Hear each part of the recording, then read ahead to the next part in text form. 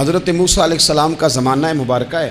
ایک شخص نے اپنے کزن کو، اپنے چچا کے بیٹے کو، چچا زاد کو قتل کر دیا اور خود ہی اس کا مدعی بن کے حضرت موسیٰ کے پاس آیا کہ بتائیے جناب میرے اس بھائی کو کس نے قتل کیا ہے؟ حضرت موسیٰ نے ایک سادی سی بات کی. کیا فرمایا؟ وَإِذْ قَالَ مُوسَىٰ لِقَوْمِهِ إِنَّ اللَّهَ يَأْمُرُكُمْ أَن تَذْبَحُوا بَقَرَةً. حضرت موسیٰ علیہ السلام نے اپنی قوم سے کہا کہ اللہ تمہیں حکم دیتا ہے کہ ایک گائے ذبح کرو. گائے کا کچھ حصہ مقتول کو مارو، وہ خود اٹھ کے بتا دے گا مجھے کس نے قتل کیا ہے. یہ پہلا سپارہ ہے قرآن مجید کا، آپ اس کو دیکھ لیں. یہ آیت نمبر 67 سے شروع ہو رہا ہے.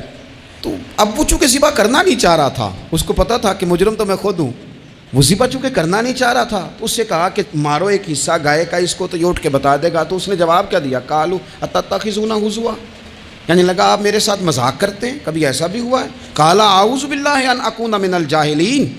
حضرت موسیٰ علیہ السلام فرمانے لگے میں اللہ کی پناہ مانگتا ہوں میں جاہلوں میں سے ہو جاؤں. ہر وقت مذاق کرتے رہنا یہ تو جاہلوں کا طریقہ ہے. کن کا ہے؟ حضرت موسیٰ نے کہا ہے، قرآن پاک ہے. ہر وقت مذاق کرتے رہنا، خوش طبی اور چیز ہے، مسکراتے رہنا، لیکن کسی کا مذاق ہر وقت اڑاتے رہنا کن کا طریقہ ہے؟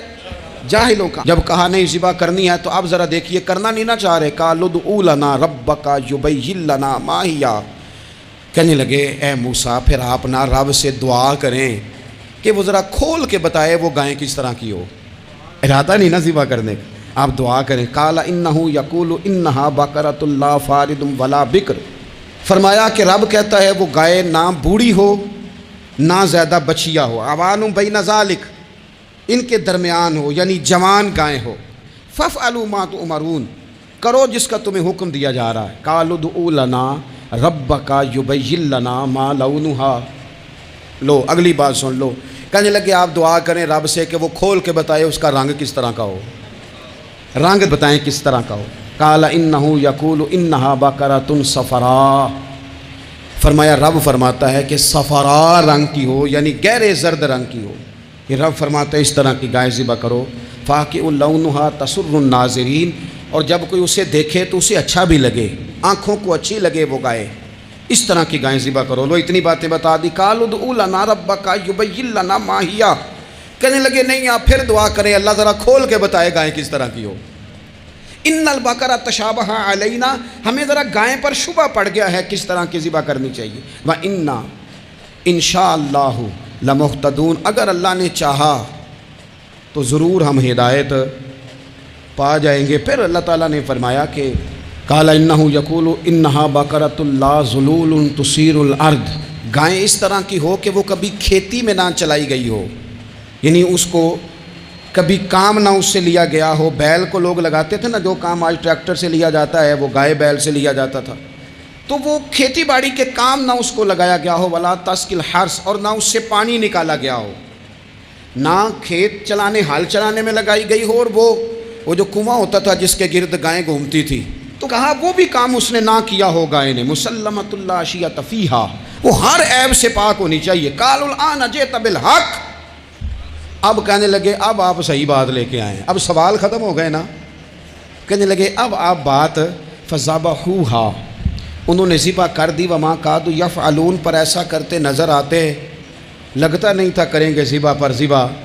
اچھا یہ گائیں پھر ملی کیسے؟ امام خازن کہتے ہیں کہ ایک نیک آدمی تھا، تو اس کا آخری وقت آ گیا تو اس کے پاس جو کل جمع پونجی تھی وہ ایک بچیا تھی، گائیں کی بچی، بچیا ویڑی، اس کے پاس وہ ایک بچیا تھی صرف. تو اس نے اس طرح کیا کہ اس کی گردن پر ایک مہر لگائی، اللہ کے نام پر بطور امانت اس نے اس کو جنگل میں چھوڑا. کہا یا اللہ میرا بیٹا ایک ہی ہے، وہ بھی چھوٹا ہے، اس کی حفاظت کرنا اور میرے بیٹے کو پہنچا دینا.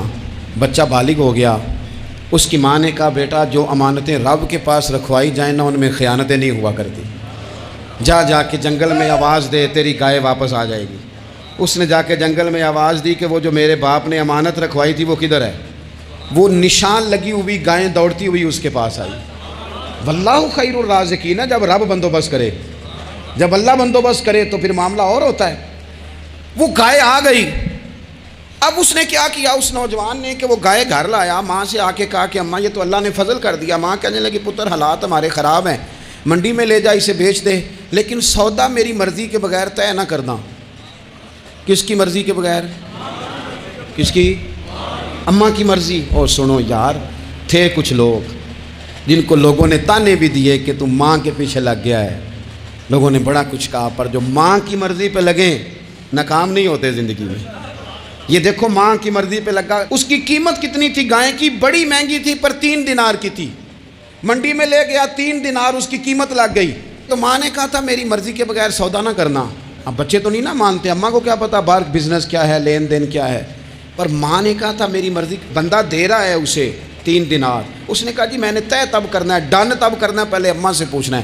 گھر جا کے اماں سے پوچھا، اماں کہنے لگی دے دے۔ واپس آیا تو اس نے کہا کہ میں 6 دینار دیتا ہوں، پر میری شرط ہے ماں سے نہیں پوچھنا۔ اس نے کہا تو 12 بھی دے، ڈن تب بھی ہونا ہے جب اماں نے کہنا ہے۔ وہ جب اس طرح کی اس نے گفتگو کی، واپس اپنی والدہ کے پاس گئے، کہنے لگے اماں سمجھ نہیں آتی، 3 دینار کی گائیں بندہ 12 میں خریدنے کو تیار ہے، شرط لگاتا ہے کہ اماں سے نہیں پوچھنا۔ تو والدہ کہنے لگی پتر پہلے اس سے جا کے پوچھ کیا وہ ہے کون؟ یہ کوئی روحانی معاملہ ہے، کوئی غیبی مدد ہے، پوچھ۔ اس سے جا کے پوچھا تو وہ کہنے لگا میں تو فرشتہ ہوں اللہ کا، تو نے گائیں بیچنی نہیں، اس لیے کہ تیرا باپ بھی نیک ہے، تیری ماں بھی نیک ہے، رب تیرے رزق میں برکت پیدا فرمانا چاہتا ہے۔ ماں باپ نیک ہونا رزق میں برکت ہو جاتی ہے۔ ماں باپ نیک ہوں، ان کی صالحیت کا اثر پہنچتا ہے بچوں تک۔ رزق حلال کما کے لانے والے ہوں تو گھر میں برکت ہوتی ہے۔ جا کے کہا کہ تیرے ماں باپ نیک تھے، اسے نہ بیچنا گائے کو، تو کیا کریں؟ کہنے لگے بنی اسرائیل والے سوال کر کے خود مشکل میں آ گئے۔ اب وہ ایسی گائے جو جوان بھی ہو، یہاں تو ہر غریب آدمی اپنی گائیں یہاں لگا دیتا ہے، کھیتی باڑی میں یہاں لگا دیتا ہے، کنویں میں پانی نکالنے میں، تو یہاں تو ہر ایک کی گائیں، تو ایسی گائیں جس کا رنگ بھی اتنا پیارا ہو، زیادہ بوڑھی زیادہ بچی بھی نہ ہو، اور ابھی تک کھیت میں بھی نہ لگی ہو، وہ سوائے تیرے کہیں نہیں ہے۔ اس نے کہا چل پھر مہربانی کر بتا میں کتنے کو دوں گائیں، اگر وہ آ جائیں تو کتنے کو بیچنی ہے؟ اسے کہنا کوئی نہیں، ریٹ تو زیادہ کرنا ہی نہیں، ان سے کہنا گائے کے اندر سے گوشت نکال دیں اور جتنا گوشت ہے اتنے پیسے بھر دیں، اس کی کھلڑی بھر دیں۔ اب وہ بنی اسرائیل والے ڈھونڈتے پہنچ گئے، کہا جناب گائیں 3 دینار کیا 6 لے لو۔ اس نے کہا نا بھائی، ذبح کروں گا، گوشت نکالوں گا، جتنا وزن گوشت کا اتنے پیسے بھرو گے کھال میں تو پھر گائے تمہیں ملے گی۔ اب مجبور تھے، کیا کرتے؟ ابن کثیر حدیث لائے ہیں، امام سیوطی نے در منصور میں بھی لکھی ہے، نبی پاک صلی اللہ علیہ وسلم نے فرمایا سنو جوانوں، اور اسے دل کی تختی پہ لکھو، نبی پاک علیہ السلام نے فرمایا اگر بنی اسرائیل والے زیادہ سوال نہ کرتے تو اتنی مشکل کا شکار نہ ہوتے۔ انہوں نے سوال اتنے کیے کہ چارہ نہیں ہے اب ان کے لیے، چارہ نہیں ہے اب ان کے لیے کہ یہ ادھر ادھر جا سکے، مجبوری بن گئی ہے، یہی گائے خریدنی ہے، یہی لے جانی ہے۔ اب اتنا سارا مال جمع کر کے وہ گائے خریدی، ذبح کی، تو مقتول کو جب اس کا ایک حصہ مارا تو اس نے اٹھ کے کہہ دیا یہ جو مدعی بنا ہوا ہے نا، یہی تو میرا قاتل ہے، یہی تو میرا قاتل ہے، یہی تو ہے جس نے یہ سارا کام